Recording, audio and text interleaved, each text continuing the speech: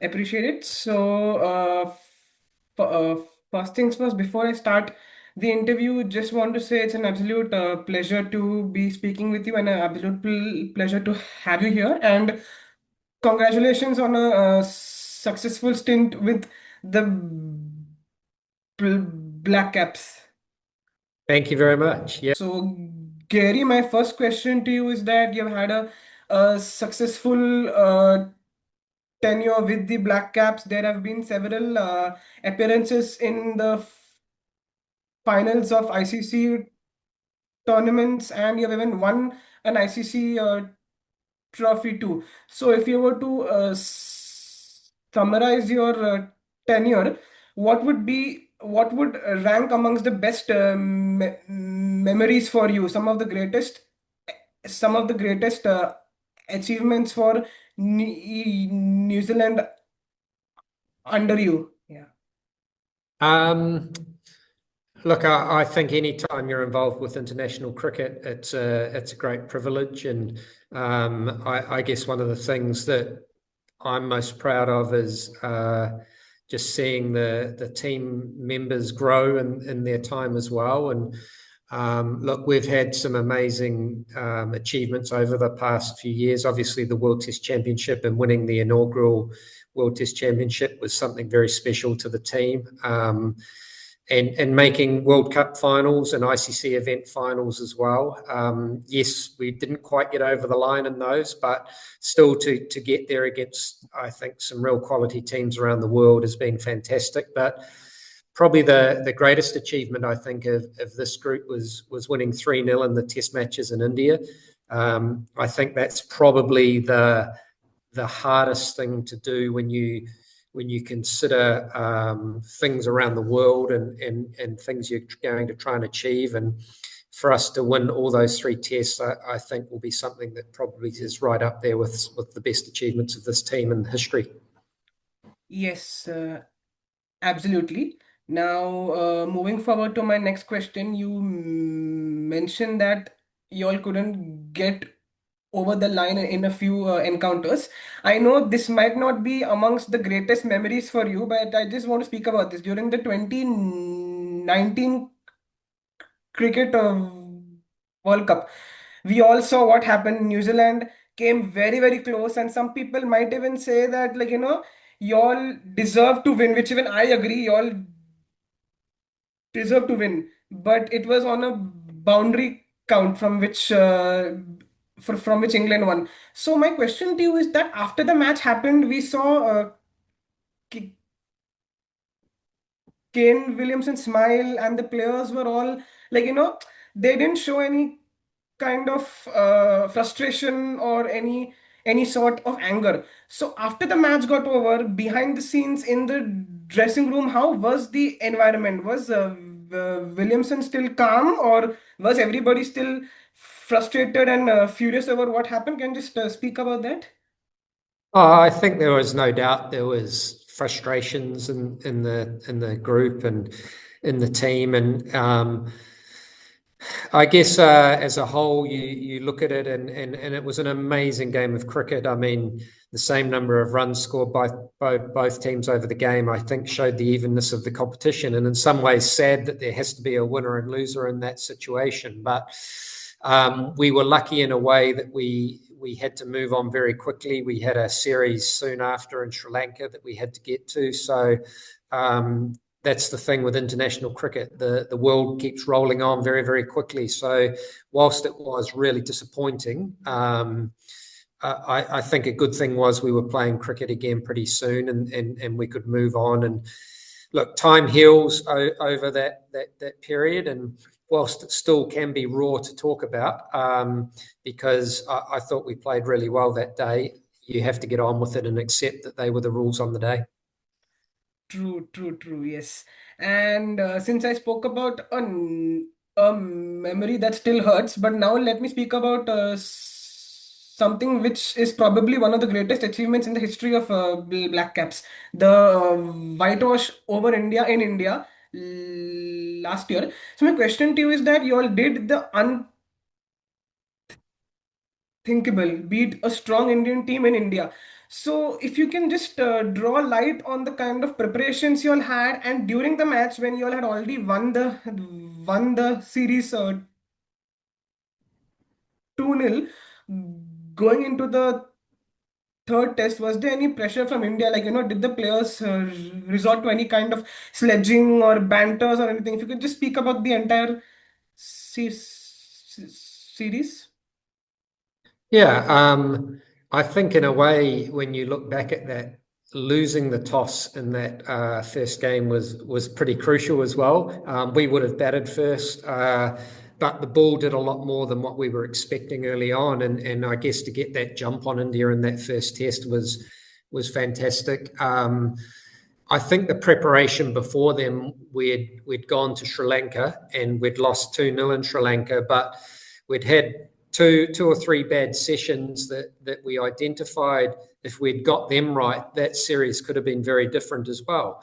And so we had a game plan around our batting in particular, was to try and put pressure on their spinners immediately, to not let them settle and get into any type of rhythm. So we were prepared to take probably more risk than what we might have in the past to try and put the Indian spinners in particular under pressure.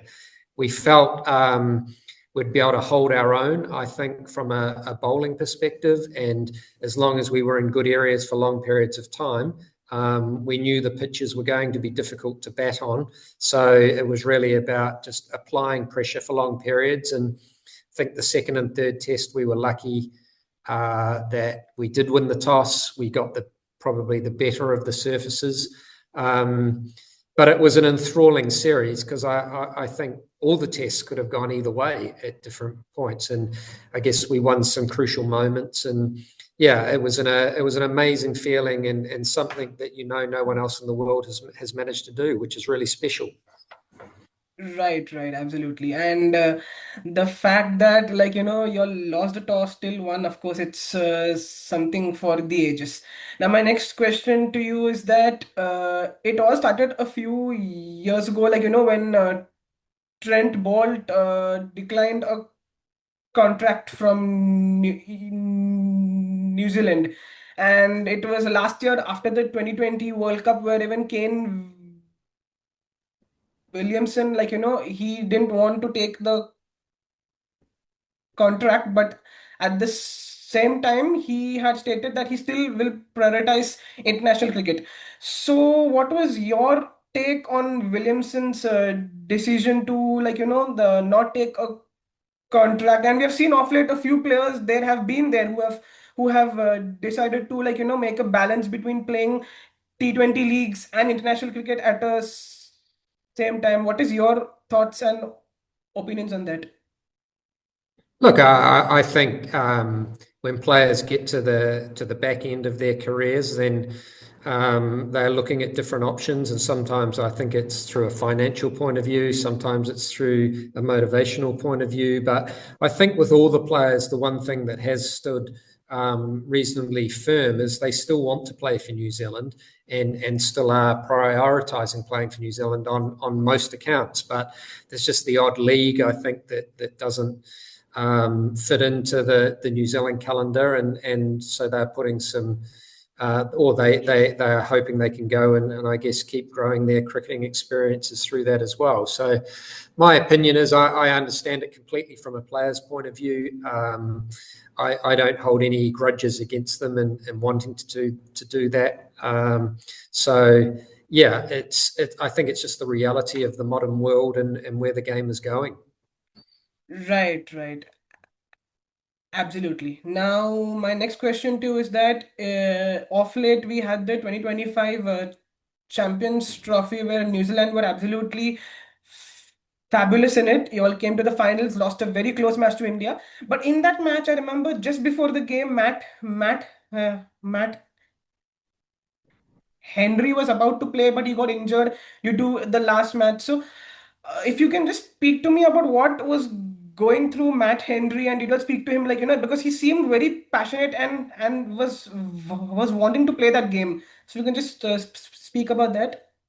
Yeah, there's no doubt Matt Henry wanted to play that game, and we wanted him to play as well. But unfortunately, the morning of the match, he woke up and he could hardly move. He'd done something to his back, and whilst he landed on his shoulder in the earlier game versus South Africa, everyone thought it was his shoulder, but he would have got through on that. But we had to make the very hard decision just before the toss that he wasn't going to be able to play, and that was, I know it was devastating for Matt, and look, it was very, very tough on our team as well, because he had been so good throughout that tournament. So sometimes injuries happen, you can't always control them. So yeah, it was very, very bad luck for him. Correct. Yes, true. And I have one last question for you. One last question is that, as a coach of the Black Caps throughout your career, was there any one specific player from the opposition team or from the team you've played against and all, from which, like, you all were genuinely, I won't say afraid, but genuinely thought of building specific plans for that one player who's so good? Like, for example, someone like a Stark or a Virat, or somebody who was so good that you all were thinking that, okay, that we need to tackle this one player. He is our main priority. Any such player in your career? Not really. I think all teams have such classy players all around the world now that if you just signal out one, you forget about the others. And so there wasn't really an overemphasis put on anyone. But look, I think the players you're mentioning are all world class, obviously. So I think one of the strengths of our team was we just get on and do what we have to and fight as a team. And whoever we come up against, you make sure that they know they're in a fight as well. And look, at the end of the day, you have a winner and a loser every day that a cricket match is played. And it's one of the great things I think about our sport, is that you go out there and you battle hard for that period of time, and you've got world-class players playing against each other. And when you do, I think, get surprise wins and what media might consider surprises, then it does show that what you're doing is on the right track. And that's something I think that as a New Zealand team and Black Caps unit, we can be really proud of, that we have managed to, I guess, tip up all opposition international teams at some stage. True.